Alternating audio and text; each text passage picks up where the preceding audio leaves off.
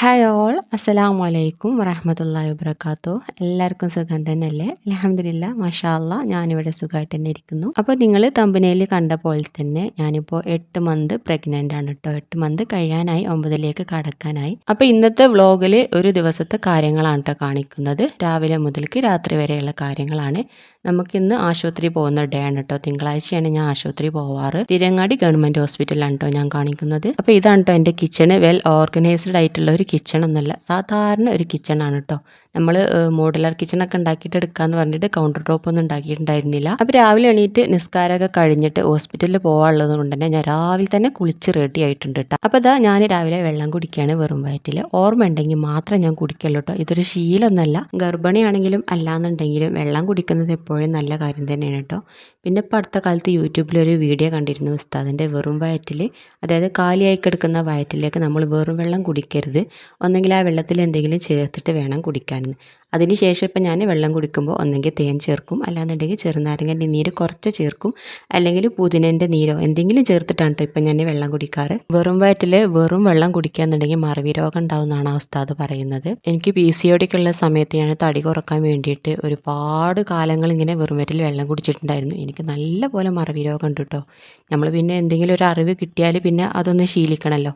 അതുകൊണ്ട് ഇപ്പോൾ ഞാൻ വെറും വയറ്റിൽ വെള്ളം കുടിക്കുമ്പോൾ ഒന്നെങ്കിൽ തേൻ ഒഴിക്കും, അല്ലെങ്കിൽ ചെറുതായിട്ടൊന്ന് ചെറുനാരങ്ങൻ്റെ നീര് ഒഴിക്കും. കുറേ പേരൊക്കെ ആ വീഡിയോ കണ്ടിട്ടുണ്ടാവും. ഇനി അറിയാത്തവർ ആരെങ്കിലും ഉണ്ടെന്നുണ്ടെങ്കിൽ വെറും വയറ്റിൽ വെറും വെള്ളം കുടിക്കാതെ വെള്ളത്തിലേക്ക് എന്തെങ്കിലും ഒഴിച്ചിട്ട് വേണം കേട്ടോ കുടിക്കാൻ. പിന്നെ വെള്ളമാണെങ്കിലും ഫുഡാണെങ്കിലും എത്ര തിരക്കുള്ള സമയമാണെങ്കിലും കഴിക്കുന്ന സമയത്ത് നമ്മൾ ഇരുന്നിട്ട് മാത്രം കഴിക്കാനായിട്ട് ശ്രദ്ധിക്കുക. ഇനിയിപ്പോൾ നമ്മൾ തലേന്ന് ഭക്ഷണം കഴിച്ചതിൻ്റെ ഫുഡൊക്കെ ഞാൻ പുറത്തോട്ടൊന്നും വലിച്ചെറിയാറില്ല. നമുക്ക് 2 കോഴിയും 2 താറാവൊക്കെ ഉണ്ട് കേട്ടോ, പിന്നെ 2 ആടൊക്കെ ഉണ്ട്. അപ്പോൾ ഞാൻ മീനിൻ്റെ വേസ്റ്റും അതുപോലത്തെ പച്ചക്കറീൻ്റെ വേസ്റ്റൊക്കെ കളക്ട് ചെയ്തിട്ട് ഇതുപോലെ അടുക്കളയിൽ മൂടി വെക്കുകയാണ് ചെയ്യുക. പുറത്തോട്ട് വെച്ചാൽ ചിലപ്പം പൂച്ച വന്നിട്ട് തിന്നും. പിന്നെ നമുക്ക് കോഴിക്കും താറാവിനൊന്നും ഒന്നും കൊടുക്കാനുണ്ടാവില്ല. തലേന്നത്തെ ചോറും കൂടി കുറച്ച് ബാക്കി ഉണ്ടായിരുന്നു കേട്ടോ. അപ്പോൾ അതും കൂടി അതിൽ കൂട്ടി കുഴച്ചിട്ടുണ്ട്. പിന്നെ കറിയൊന്നും ബാക്കി ഉണ്ടായിരുന്നില്ല. കറി ഉണ്ടെങ്കിൽ കറിയും കൂടി ഒഴിച്ചു കൊടുക്കും കേട്ടോ. താറാവിന് അതൊക്കെ നല്ല ഇഷ്ടമാണ്. പിന്നെ ഇതാണ് കേട്ടോ ആട്ടും കൂട്. നമ്മൾ പുറത്തേക്ക് ഒരു അടുക്കള ഉണ്ടാക്കിയതാണ്, പക്ഷേ അത് പണിയൊന്നും കഴിഞ്ഞിട്ടില്ല. ഇപ്പോൾ അത് ആട്ടും കൂടായി. പിന്നെ ആട്ടും കൂടിൻ്റെ മുകൾ ഭാഗത്ത് തട്ടടിച്ചിട്ട് അതിൻ്റെ മുകളിലായിട്ട് കോഴിനും കൂടി വളർത്തുന്നുണ്ട്. 2 കോഴിയുള്ളൂ. അപ്പോൾ നമ്മൾ കോഴിനെ കൂട്ടിലിട്ട് തന്നെ കേട്ടോ വളർത്തുക. പുറത്തേക്ക് വിട്ടാൽ അയൽവക്കത്തുള്ള ആൾക്കാരൊക്കെ കല്ലെടുത്തെറിയും. അപ്പോൾ നമ്മൾ ഇനിയിപ്പോൾ അവർക്കൊരു ശല്യം ആവണ്ടെന്ന് വിചാരിച്ചിട്ട് കൂട്ടിൽ തന്നെയാണ് ഇടാറ്. ഇപ്പോൾ കോഴി പൊരിഞ്ഞെടുക്കാൻ കേട്ടോ, മുട്ടൊക്കെ അടയിരിക്കുകയാണ്. പിന്നെ ഞാൻ പൂവൻകോഴി ഇങ്ങനെ ഈ പെൺകോഴിനെ കൊത്തിയിട്ട് വലിയ ശല്യമായപ്പോൾ പൂവൻകോഴിനെ ഞാൻ പുറത്തേക്ക് വിട്ടിട്ടുണ്ട് കേട്ടോ. അതുപോലെ തന്നെ താറാവിനെ ഇങ്ങനെ കെട്ടി തിരിച്ചിട്ട് അതിൻ്റെ ഉള്ളിലായിട്ടാണ് ആക്കിയിട്ടുള്ളത്. നമുക്ക് പച്ചക്കറിയും ചെടികളൊന്നും ഉണ്ടാക്കാനായിട്ട് താറാവ് സമ്മതിക്കൂല കേട്ടോ. ഒക്കെ തിന്നിട്ട് നശിപ്പിക്കും. പിന്നെ അയൽവക്കത്തുള്ള അവിടെയൊക്കെ ചെന്നിട്ട് അവരൊക്കെ ഉണ്ടാക്കിയതൊക്കെ നശിപ്പിച്ചാൽ അതൊരു ബുദ്ധിമുട്ടല്ലേ. അപ്പോൾ താറാവിനെയും കോഴിനെയൊക്കെ ഇങ്ങനെ ഉള്ളിലിട്ടാണ് കേട്ടോ വളർത്താറ്. ഇതിപ്പോൾ ഒരാണും ഒരു പെണ്ണും മാത്രമേ ഉള്ളൂ കേട്ടോ. 2 പെണ്ണുണ്ടായിരുന്നേ. ഒരു ദിവസം ഞങ്ങൾ പുറത്ത് പോയിട്ട് വരാൻ നേരം വൈകി. അന്നാണെങ്കിൽ ഞങ്ങൾ കൂട് അടക്കാനും മറന്നിട്ടാ. അപ്പോൾ ഒരു പെൺതാറാവിനെ നായ പിടിച്ചുകൊണ്ടുപോയി. ഭയങ്കര സങ്കടമായി. എപ്പോഴും മുട്ടയിടുന്ന താറാവായിരുന്നു. ഇത് വല്ലപ്പോഴൊക്കെ മുട്ടയിടാറുള്ളൂ. പിന്നെ വീടിൻ്റെ പിന്നാമ്പുറത്തായിട്ട് അടുക്കള ഭാഗത്ത് ഞാനിങ്ങനെ ചെടികളൊക്കെ ഉണ്ടാക്കിയിട്ടുണ്ട്. അപ്പോൾ ഈ താറാവ് മുഴുവനായിട്ട് നശിപ്പിച്ചിട്ടുണ്ടാവും. ഇതിപ്പോൾ ഞാൻ രണ്ടാമത് ഉണ്ടാക്കി എടുത്തിട്ടുള്ളതാണ്, താറാവിനൊക്കെ കൂട്ടിലേക്ക് മാറ്റിയതിന് ശേഷം. അതുപോലെ ചെറുതായിട്ടൊരു അടുക്കളത്തോട്ടമൊക്കെ ഉണ്ടായിരുന്നു. കുരുമുളകിൻ്റെ വള്ളിയൊക്കെ നമ്മൾ വെച്ച് പിടിപ്പിച്ചിട്ടുണ്ടായിരുന്നു. ഒക്കെ നശിപ്പിച്ച് വെച്ചപ്പോഴാണ് ഇങ്ങനെ ചെയ്തത്. ഇപ്പോൾ 2-3 കുരുമുളകിൻ്റെ തൈ മാത്രമേ ഉള്ളൂ. താറാവിനെ നമ്മൾ അങ്ങനെ മാറ്റിയതിന് ശേഷം ഇപ്പോൾ ഉഷാറായി വരുന്നുണ്ട്. അപ്പോൾ താറാവിനും കോഴിക്കൊക്കെ തീറ്റ കൊടുത്തിട്ടാണ് ഞാൻ ബ്രേക്ക്ഫാസ്റ്റൊക്കെ ഉണ്ടാക്കാൻ നിൽക്കാറ്. പിന്നെ ചിലപ്പോൾ ഞാൻ ആടിനൊക്കെ കൊണ്ടുപോയി കെട്ടും. ഇപ്പോൾ ഞാനിപ്പോൾ 8ാം മാസമായി നിൽക്കുമ്പോൾ സമയത്ത് ഇപ്പം ഞാൻ ആടിനൊന്നും കെട്ടാറില്ല കേട്ടോ. ചിലപ്പം കയറെടുത്ത് ആട് നമ്മളെ വലിച്ചുകൊണ്ട് നടക്കും. ഇപ്പോൾ ഇക്കാനാണ് കേട്ടോ രാവിലെയും വൈകുന്നേരമൊക്കെ ആടിനെ കെട്ടലും കഴിച്ചു കൊണ്ടുള്ളൊക്കെ. അപ്പോൾ ഞാനിതാ ഹോസ്പിറ്റലിലേക്ക് കൊണ്ടുപോകാനുള്ള സാധനങ്ങളൊക്കെ, ഓർമ്മ വരുന്ന സാധനങ്ങളൊക്കെ ഇങ്ങനെ ബക്കറ്റിലാക്കി വെക്കുക കേട്ടോ. നമ്മൾ ഗവൺമെൻറ് ഹോസ്പിറ്റലിൽ കാണിക്കുന്നതുകൊണ്ട് തന്നെ എല്ലാ സാധനങ്ങളും നമ്മൾ കൊണ്ടുപോകണമല്ലോ. പ്രൈവറ്റ് ഹോസ്പിറ്റലിലാകുമ്പോൾ ബക്കറ്റുകൾ അതൊക്കെ അവിടെ ഉണ്ടാവും. എപ്പോഴാണ് നമുക്ക് പെയിന് വരിക, ഹോസ്പിറ്റലിൽ പോകേണ്ട ആവശ്യം വരിക എന്ന് പറയാൻ പറ്റില്ലല്ലോ. ഞാൻ എൻ്റെ 2ാമത്തെ ഡെലിവറി കഴിഞ്ഞത് എനിക്ക് 8 മാസത്തിലേക്ക് കടന്ന സമയത്താണ് കേട്ടോ. പെട്ടെന്ന് തന്നെ വാട്ടർ ബ്രേക്കായിട്ട് ഹോസ്പിറ്റലിൽ പോയി. അങ്ങനെയാണ് എൻ്റെ 2ാമത്തെ പ്രസവം നടന്നത്. ഇപ്പോൾ 9ലേക്ക് കടക്കാനായിട്ട്. അപ്പോൾ പേടിച്ചാണ് ഇപ്പോൾ നിൽക്കുന്നത്. ഹോസ്പിറ്റലിൽ പോകാനുള്ളത് കൊണ്ട് തന്നെ എളുപ്പത്തിൽ ഉണ്ടാക്കിയെടുക്കാൻ പറ്റുന്ന ബ്രേക്ക്ഫാസ്റ്റ് ആയിരുന്നു ഇന്ന്. വൻപയർ തലേന്ന് തന്നെ കുതിർത്തെടുത്തിട്ട് അപ്പോൾ ഞാനത് കുക്കറിൽ കുറച്ച് ഉപ്പിട്ടിട്ട് വേക്കാൻ വെച്ചിട്ടുണ്ട് കേട്ടോ. ഇനി പയർ വെന്ത് കഴിഞ്ഞതിന് ശേഷം കുറച്ച് റാഗിപ്പൊടി അതിലേക്ക് കലക്കിയിട്ട് ഒഴിച്ചു കൊടുക്കട്ടെ. എന്നിട്ടൊന്ന് കുറുക്കിയിട്ട് എടുക്കും. വേണമെങ്കിൽ തേങ്ങ ഇട്ട് കൊടുക്കാം. അപ്പോൾ ഗർഭിണികൾക്ക് അംഗനവാടിയിൽ നിന്ന് കിട്ടിയതാണ് കേട്ടോ ഈ റാഗിപ്പൊടി. നല്ല ഹെൽത്തി ആയിട്ടുള്ള ഒരു ബ്രേക്ക്ഫാസ്റ്റ് തന്നെയാണ് കേട്ടോ ഗർഭിണികൾക്ക്. പിന്നെ കഴിക്കുന്ന സമയത്ത് മധുരം ആവശ്യമുണ്ടെന്നുണ്ടെങ്കിൽ ശർക്കരയോ പഞ്ചസാരയൊക്കെ ഇട്ട് കൊടുക്കുക കേട്ടോ. അപ്പോൾ അത് കുക്കറിൽ വേവുന്ന സമയത്ത് ഞാൻ അകത്ത് കുറച്ച് ചെടികളൊക്കെ വെച്ചിട്ടുണ്ടായിരുന്നു. ഒരുപാട് ചെടിയൊന്നുമില്ല, ഉള്ളത് തന്നെ മുഴുവൻ മണി പ്ലാന്റ് ആണ് കേട്ടോ. അപ്പോൾ അതിൻ്റെ മുകൾ ഭാഗത്ത് ഇതുപോലെ ചെറിയ പ്രാണികൾ വന്നിരിക്കും കേട്ടോ, ഇലമുള്ള നീരൊക്കെ കുടിക്കാൻ വേണ്ടിയിട്ട്. നമ്മൾ ഈ പ്രാണിക്ക് എന്താ കൊത്തളങ്ങാന്നാണ് കേട്ടോ പറയല്. ഇതിപ്പോൾ ഒന്നേനെ കാണുന്നുള്ളൂ, മറ്റേത് ഒരുപാട് ഉണ്ടാവാറുണ്ടായിരുന്നു. ഇതിങ്ങനെ നീരിങ്ങനെ കുടിച്ച് കഴിഞ്ഞിട്ട് നമ്മൾ നോക്കുമ്പോൾ ഇല ഒരു കരിമ്പനടിച്ച പോലെ ഉണ്ടാവും, ഭയങ്കര ഓരം വരും കേട്ടോ ഇലക്ക്. അപ്പോൾ ഞാനിങ്ങനെ പറഞ്ഞപ്പോൾ ഇക്കട എന്നോട് പറഞ്ഞത് ചെടീൻ്റെ ഇലമേലൊക്കെ വെള്ളം സ്പ്രേ ചെയ്ത് കൊടുക്ക്, വെള്ളം കുടിക്കാനായിട്ടാണ് വരുന്നത്. അപ്പോൾ അതിങ്ങനെ വെള്ളം സ്പ്രേ ചെയ്ത് കൊടുത്തപ്പോൾ അതിന് നല്ലൊരു മാറ്റം കിട്ടും. ഇപ്പോൾ ഇലയൊക്കെ നല്ല വൃത്തിയായിട്ടുണ്ട്. പിന്നെ ഈ പ്ലാന്റ് ഞാൻ വെള്ളത്തിൽ വെച്ചിട്ടുള്ള ആ പാത്രം എന്ന് പറഞ്ഞാൽ പ്ലാസ്റ്റിക്കിൻ്റെ പാത്രമാണ് കേട്ടോ, ചില്ലിൻ്റെ പാത്രമൊന്നുമല്ല. നമുക്ക് ഇവിടെ 1 ലിറ്റർ വെളിച്ചെണ്ണ കൊടുത്തിട്ടുണ്ടായിരുന്നു. അപ്പോൾ എനിക്ക് ആ കുപ്പി കണ്ടപ്പോൾ നല്ല ക്യൂട്ടായിട്ട് തോന്നിയിട്ട്, നല്ല ഉരുണ്ടിട്ട് നല്ല നീളത്തിലൊരു കുപ്പി. അപ്പോൾ ഞാൻ അതിൻ്റെ തലഭാഗം ഒന്ന് വെട്ടിയെടുത്തിട്ട് അതിൽ കുറച്ച് അക്വേറിയത്തിൽ ഇവിടെ പണ്ട് ഉപയോഗിച്ചിരുന്ന കുറച്ച് കല്ലുണ്ടായിരുന്നു, ആ കല്ലും കുറച്ച് വെള്ളമൊക്കെ വെച്ചിട്ട് മണി പ്ലാന്റ് സെറ്റാക്കി വെച്ചിട്ടുള്ളതാണ് കേട്ടോ. അതുപോലെ തന്നെ വേറൊരു കുപ്പി തന്നെയാണ് കേട്ടോ. ഇതിൽ ഞാൻ തെച്ചിപ്പൂവൊക്കെ കൊടുന്ന് വെച്ചിട്ടുണ്ട്. ഇപ്പോൾ കുറേ ദിവസമായി ഇപ്പോൾ വാടി പോയിട്ടുണ്ട് കേട്ടോ അതൊക്കെ. പിന്നെ അടിഭാഗത്തായിട്ട് ചകിരിൻ്റെ കയറുകൊണ്ട് ചെറിയൊരു ഡെക്കറേഷനൊക്കെ ചെയ്തിട്ടുണ്ട്. അപ്പോൾ 5 പൈസ ചിലവില്ലാതെ ഇങ്ങനെയൊക്കെ ചെടികളൊക്കെ നട്ടുപിടിപ്പിക്കാൻ ഇപ്പോഴത്തെ സാഹചര്യത്തിൽ പറ്റുള്ളൂ കേട്ടോ. അതുപോലെ തന്നെ ഇത് ഒരു അച്ചാറിൻ്റെ കുപ്പിയായിരുന്നു, അത് അങ്ങനെ തന്നെ ഞാൻ വെള്ളം പറന്ന് വെച്ചാണ്. പിന്നെ ഞാൻ സിറ്റ് ഔട്ടിലുള്ള കുറച്ച് ചെടികളൊക്കെ ഉണ്ടായിരുന്നു, അപ്പോൾ അതിനും കൂടി ഒന്ന് വെള്ളം സ്പ്രേ ചെയ്ത് കൊടുക്കുകയാണ്. ഇനിയിപ്പോൾ ബ്രേക്ക്ഫാസ്റ്റ് കഴിച്ചിട്ട് വേണം ആശുപത്രിയിലേക്ക് പോകാൻ. അതുകൊണ്ട് ഇന്നിപ്പോൾ മോൾ അംഗനവാടിയിലേക്കൊന്നും പറഞ്ഞയക്കുന്നില്ല കേട്ടോ. പിന്നെ അംഗനവാടി 3:30 മണിക്കാണ് വിടാറ്. അപ്പോൾ ആ സമയത്ത് നമുക്ക് വീട്ടിലേക്ക് എത്താൻ പറ്റിയിട്ടില്ല എന്നുണ്ടെങ്കിൽ അതൊരു ബുദ്ധിമുട്ടല്ല. സിറ്റ് ഔട്ടിൽ ഇതേപോലെ കുറച്ച് ചെടിയൊക്കെ സെറ്റപ്പ് ആക്കി വെച്ചിട്ടുണ്ട് കേട്ടോ. ചെടിയൊന്നും വലിയ താല്പര്യമൊന്നുമില്ല ഇക്കാക്ക്, എന്നാലും ഞാൻ സോപ്പിട്ട് ചെടിച്ചട്ടിയൊക്കെ വാങ്ങി എടുത്തിട്ടുണ്ട് കേട്ടോ. പിന്നെ വീടിൻ്റെ പണിയൊന്നും മുഴുവനായിട്ട് കഴിഞ്ഞിട്ടില്ല കേട്ടോ. തൂണൊന്നും നമ്മൾ ടൈൽസ് ഒട്ടിച്ചിട്ടില്ല, അതുപോലെ തന്നെ സ്റ്റെപ്പ് ഒന്നും ചെയ്തിട്ടില്ല കേട്ടോ. അതുകൊണ്ട് തന്നെ എത്ര മനോഹരമാക്കി വെച്ചാലും കാണുമ്പോൾ ഒരു ഭംഗിയൊന്നും ഇല്ല കേട്ടോ. വീടിൻ്റെ പണിയൊന്നും കഴിയാത്തതുകൊണ്ട് എത്ര ചെടി ഉണ്ടാക്കി വെച്ചിട്ടും ഒരു രസമില്ല നോക്കുമ്പോൾ. നല്ല പെയിൻ്റൊന്നും അടിക്കാഞ്ഞിട്ടാവും അപ്പോഴത്തായി തൂണുമ്പോൾ ഒരു ഇതുപോലെ വള്ളിച്ചെടിയൊക്കെ വന്നിട്ട് മുകൾ ഭാഗത്തേക്കൊക്കെ എത്താനായിട്ടുണ്ട്. അപ്പോൾ ബ്രേക്ക്ഫാസ്റ്റൊക്കെ റെഡി ആയിട്ടുണ്ട്. അപ്പോൾ ഞങ്ങളെല്ലാവരും കൂടി ബ്രേക്ക്ഫാസ്റ്റൊക്കെ കഴിക്കാം കേട്ടോ. പിന്നെ എനിക്ക് ഗർഭിണി ആയതിന് ശേഷം തീരെ പറ്റാത്തൊരു സാധനമാണ് കട്ടൻ ചായ. അതിന് മുന്നൊന്നും ഒരു പ്രശ്നം ഉണ്ടായിരുന്നില്ല. അപ്പോൾ ഇന്നാണെങ്കിൽ പാലും ഇല്ല കേട്ടോ. അപ്പോൾ കഷ്ടപ്പെട്ടിട്ട് ഞാനൊരു 3/4 ഗ്ലാസ് കട്ടൻ ചായയൊക്കെ ഒന്ന് കുടിച്ചിട്ടുണ്ട്. അപ്പോൾ 2-3 ദിവസം നമ്മൾ ബെഡ്ഷീറ്റൊക്കെ ഒന്ന് വിരിച്ചിട്ടിട്ടാ. ബെഡ്ഷീറ്റൊന്നുമില്ല, നമ്മളിങ്ങനെ പുതപ്പ് പോലുള്ള ഈ ബ്ലാങ്കറ്റ് പോലുള്ള സാധനങ്ങളാണ് കേട്ടോ. ബെഡും കാര്യങ്ങളൊക്കെ നമ്മളിപ്പോൾ അടുത്താണ് വാങ്ങിയത്, അതിൻ്റെ മുന്നേ ബെഡൊന്നും ഉണ്ടായിരുന്നില്ല കേട്ടോ. അതൊക്കെ വലിയൊരു കഥയാണ്, അത് വേണമെങ്കിൽ ഞാനൊരു സ്റ്റോറി ആക്കിയിട്ട് തന്നെ ഇടേണ്ടി വരും. കട്ടിലൊക്കെ വാങ്ങിയിട്ട് ഇപ്പോൾ 3 കൊല്ലമായിട്ടുള്ളൂ കേട്ടോ. ബെഡ് വാങ്ങിയിട്ട് ഇപ്പോൾ അടുത്താണ് ബെഡ് വാങ്ങിയത്. അപ്പോൾ ബെഡ്ഷീറ്റൊന്നും വാങ്ങിയിട്ടുണ്ടായിരുന്നില്ല, ഇനി ഇൻഷാ അള്ളാ അതൊക്കെ ഒന്ന് വാങ്ങണം. അപ്പോൾ ഈ ഗൾഫിൽ നിന്ന് കൊണ്ടുവരുന്ന ബ്ലാങ്കറ്റ് ഉണ്ടല്ലോ, അത് 2-3 നാളിൽ എൻ്റെ അടുത്തുണ്ടായിരുന്നു, ഇക്ക ഗൾഫിൽ ഉണ്ടായതുകൊണ്ട് മാത്രം. അപ്പോൾ അതാണ് കേട്ടോ ഞാൻ വിരിച്ചിട്ടുള്ളത്. അപ്പോൾ അതൊന്ന് അലക്കിയിട്ടിടാമെന്ന് വിചാരിച്ചു. ഏതായാലും ഹോസ്പിറ്റലിൽ പോകല്ലോ, അപ്പോൾ മെഷീനിൽ ഇടുകയാണെന്നുണ്ടെങ്കിൽ വരുന്ന സമയത്ത് ഒരു പ്രാവശ്യമെങ്കിലും ഒന്ന് കറങ്ങി കിട്ടുമല്ലോ. അപ്പോൾ അതൊക്കെ ഒന്ന് ചേഞ്ച് ചെയ്യാണ് കേട്ടോ. പിന്നെ മോള് വല്ലപ്പോഴും എൻ്റെ കൂടെ ഇട്ട് കിടക്കുന്നത്. അപ്പോൾ ഞാൻ പുതിയ ബെഡല്ല, അപ്പോൾ അതിൽ മൂത്രമൊഴിക്കണ്ട വിചാരിച്ചിട്ട്, മൂത്രമൊഴിക്കൊന്നുമില്ല എന്നാലും എങ്ങാനും പെട്ടെന്ന് മൂത്രമൊഴിച്ച് പോയാലോ എന്ന് വിചാരിച്ചിട്ട് പ്ലാസ്റ്റിക്കിൻ്റെ ഷീറ്റൊക്കെ വിരിച്ചിട്ടുണ്ട് കേട്ടോ. അപ്പോൾ അലക്കാളിലൊക്കെ വാഷിംഗ് മെഷീനിൽ ഇട്ടിട്ടുണ്ട്. 10 കൊല്ലം പഴക്കമുള്ള വാഷിംഗ് മെഷീനാണ് കേട്ടോ. അപ്പോൾ ഈ സമയത്തൊക്കെ ഇക്ക പുറത്ത് പോയതായിരുന്നു കേട്ടോ. ഇക്ക വന്നതിന് ശേഷം ഞങ്ങൾ ഹോസ്പിറ്റലിൽ എത്തിയപ്പോഴത്തേന് 10 മണി കഴിഞ്ഞിട്ടുണ്ട്. സാധാരണ ഞങ്ങൾ ഈ നേരത്തെ തന്നെയാണ് പോവാറ്. ഇതുവരെ ആയിട്ട് ഇപ്പോൾ 8 മാസമായിട്ട് ഒരു പ്രശ്നം ഉണ്ടായിരുന്നില്ല. അപ്പോൾ ഞങ്ങൾ ഹോസ്പിറ്റലിലെത്തി OP ടിക്കറ്റ് എടുക്കാൻ വേണ്ടി വരിയൊക്കെ നിന്ന് കൗണ്ടറിൻ്റെ മുമ്പിലെത്തി. പേരും വയസ്സൊക്കെ പറഞ്ഞെടുത്ത് ഗൈനക്കോളജി വിഭാഗത്തിലേക്കാണെന്ന് പറഞ്ഞപ്പോൾ ഒരു OP ടിക്കറ്റ് തന്നില്ല കേട്ടോ.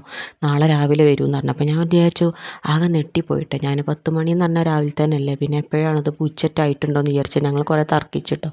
അപ്പോൾ അവരൊരു OP ടിക്കറ്റ് തന്നു. പക്ഷേ അത് ഗൈനക്കോളജി വിഭാഗത്തിലേക്ക് ഒരു വ്യത്യസ്തമായിട്ടുള്ള OP ടിക്കറ്റാണ് കൊടുക്കാറ്. പക്ഷേ അതല്ല കേട്ടോ നമുക്ക് തന്നത്, ജനറൽ വിഭാഗത്തിലേക്കുള്ള OP ടിക്കറ്റാണ് അവർ തന്നത്. ഏതായാലും കിട്ടിയില്ലായിരുന്നു വിചാരിച്ച് ഞങ്ങൾ സ്ത്രീരോഗ വിഭാഗത്തിലേക്ക് കടന്നു നോക്കിയപ്പോൾ ഭയങ്കര തിരക്കും ബഹളമാണ് അവിടെ നടക്കുന്നത്. അങ്ങനെ ഞങ്ങൾ അന്വേഷിച്ച് നോക്കിയപ്പോഴാണ് പല നെട്ടിപ്പിക്കുന്ന വിവരങ്ങൾ ഞങ്ങൾ അറിഞ്ഞത്. അൽഹംദുലില്ലാ നമുക്കങ്ങനെ ബുദ്ധിമുട്ടുള്ളൊരു പ്രഗ്നൻസി ഒന്നുമില്ല. അതുകൊണ്ട് എപ്പോഴും വരാനൊന്നും പറയാറുമില്ല. മാസത്തിൽ ഒരട്ടം മാത്രം നമ്മൾ കാണിക്കാനായിട്ട് പോവാറുള്ളൂ കേട്ടോ ഹോസ്പിറ്റലിലേക്ക്. ഇപ്പോൾ കുറേ ദിവസങ്ങളായിട്ട് ഡോക്ടർമാരൊക്കെ സ്ഥലം മാറിപ്പോയിട്ടുണ്ട് കേട്ടോ. ആദ്യമൊക്കെ 2-3 ഡോക്ടർമാരുണ്ടായിരുന്നു. അപ്പോൾ 1 മണിക്ക് ചെന്നാലും നമുക്ക് OP ടിക്കറ്റും കിട്ടിയിരുന്നു, നമുക്ക് പരിശോധിക്കാനുള്ള ടൈമും കിട്ടിയിരുന്നു. ഇപ്പോൾ ആകെ ഒരു ഡോക്ടറിനുള്ളൂ, അതും പുതുതായിട്ട് വന്നതാണ്. പിന്നെ എന്നുണ്ടെങ്കിൽ ഒരാഴ്ചയിൽ ഞായറാഴ്ച പൊതു അവധിയാണ്, ശനിയും ബുധനും എന്ന് പറഞ്ഞാൽ ഇവർക്ക് സിസേറിയൻ്റെ ഡേറ്റാണ് കേട്ടോ. അപ്പോൾ അവർ OPD വന്നിരിക്കില്ല. പിന്നെയുള്ള ബാക്കി 4 ദിവസമാണ്. അപ്പോൾ ഈ ഒരു ഡോക്ടർ മാത്രം ഉണ്ടായതുകൊണ്ട് തന്നെ ഈ ഡോക്ടർ തിങ്കളും ചൊവ്വയും മാത്രമേ ഇരിക്കുള്ളൂ കേട്ടോ. വ്യാഴവും വെള്ളി ഈ ഡോക്ടർ OPയിൽ ഇരിക്കില്ല. അങ്ങനെ ഇപ്പോൾ ആഴ്ചയിൽ ആകെ 2 ദിവസം മാത്രം പരിശോധന ഉള്ളൂ. അതിൻ്റെ തിരക്കും ബഹളം നന്നായിട്ട് തന്നെ ഹോസ്പിറ്റലിൽ ഉണ്ടായിരുന്നു. 8 മണി മുതൽ 1 മണി വരെയാണ് കൗണ്ടറും തുറക്കുക, ഡോക്ടർമാരും വരാറ്. അപ്പോൾ 7 മണിക്ക് തന്നെ ഇപ്പോൾ ആൾക്കാർ വന്ന് നിന്നിട്ട് 8:30 ആകുമ്പോൾ തന്നെ ചൂടപ്പം പോലെ OP ടിക്കറ്റൊക്കെ കഴിഞ്ഞ് പോകാറുണ്ട്. അപ്പോൾ 10 മണിക്ക് വന്നാൽ നമുക്ക് കിട്ടാത്തതിൽ അത്ഭുതപ്പെടാനൊന്നുമില്ല. പിന്നെ അന്നാണെന്നുണ്ടെങ്കിൽ ഡോക്ടർ 11 മണിക്കാണ് വന്നത്. അപ്പോൾ ഞാനിങ്ങനെ ചുറ്റിപ്പറ്റി അന്വേഷിച്ച് നോക്കിയപ്പോൾ കുറേ ആൾക്കാർ ഇതിനെ പോലെ OP ടിക്കറ്റ് കിട്ടാതെ വന്നിരിക്കുന്ന ആൾക്കാരുണ്ട്. എങ്ങാനും ഡോക്ടർ പരിശോധിച്ചാലോ എന്ന് വിചാരിച്ചിട്ട് കേട്ടോ. 11 മണിക്ക് വന്ന ഡോക്ടർക്ക് ഒരു സഹതാപം ഉണ്ടായിക്കൊണ്ട് ചിലപ്പം പരിശോധിച്ചാലോ എന്ന് വിചാരിച്ചിട്ട്. പക്ഷേ 12 മണി 12 വരെ ഒന്നും അവർ പറഞ്ഞില്ല കേട്ടോ. 1 മണി ആവാൻ നേരത്തെ അവർ പറഞ്ഞു OP ടിക്കറ്റ് ഇല്ലാത്ത ആൾക്കാർ ആരും ഇവിടെ ഇരിക്കട്ടെ, എല്ലാവരും പോയിക്കോളി, ഡോക്ടർ പരിശോധിക്കില്ല എന്ന് പറഞ്ഞപ്പോൾ പിന്നെയും ബഹളം തുടങ്ങിയിട്ട് അവിടെ 75 ആൾക്കാരെ മാത്രം പരിശോധിക്കുള്ളൂ എന്ന് ഡോക്ടർ അവിടെ നിന്ന് വിളിച്ച് പറഞ്ഞിട്ടോ. സത്യം പറയുകയാണെന്നുണ്ടെങ്കിൽ ഡോക്ടർ നേരം വൈകിയതുകൊണ്ട് തന്നെ ഒരുപാട് ടിക്കറ്റ് എടുത്ത ആൾക്കാർ തന്നെ ഒരുപാട് ആൾക്കാർ പോയിട്ടുണ്ടായിരുന്നു. ടോക്കൺ അങ്ങനെ വെറുതെ വിളിച്ച് പോകുന്നുണ്ട്, ആരും ഉള്ളിലേക്ക് കടക്കുന്നൊന്നുമില്ല. അപ്പോൾ എന്തായാലും ഡോക്ടർ 75 ആൾക്കാർ പരിശോധിച്ചിട്ടൊന്നുമില്ലല്ലോ. പിന്നെ 11 മണിക്കൊന്ന് ഡോക്ടർ 1 മണിയായപ്പോൾ തന്നെ എണീറ്റ് പോയിട്ടുണ്ടായിരുന്നു. ആകെ 2 മണിക്കൂർ കൊണ്ട് 75 ആൾക്കാർ എങ്ങനെയാണ് പരിശോധിക്കുക? എന്നിട്ട് ഞങ്ങളൊരു 10 ആൾക്കാരുണ്ടായിട്ടും പോലും ഡോക്ടർ പരിശോധിക്കാൻ തയ്യാറായില്ല കേട്ടോ.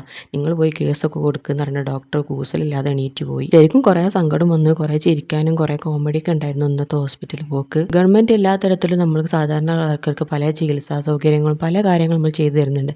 പക്ഷേ എന്താണെന്നറിയില്ല, ചില ഗവൺമെൻറ് ഉദ്യോഗസ്ഥന്മാരാണ് അത് സാധാരണ ജനങ്ങൾക്ക് വേണ്ടി തടഞ്ഞു വെക്കുന്നത് അല്ലേ. അതിപ്പോൾ ഹോസ്പിറ്റലിൽ മാത്രമല്ല, പല ഗവൺമെൻറ് സ്ഥാപനങ്ങളിൽ ഇങ്ങനെയൊക്കെ തന്നെയാണ്. ഇക്കാക്കെന്ന് പറഞ്ഞാൽ ഇവിടെ കൂലിപ്പണിക്ക് പോവുകയാണ്.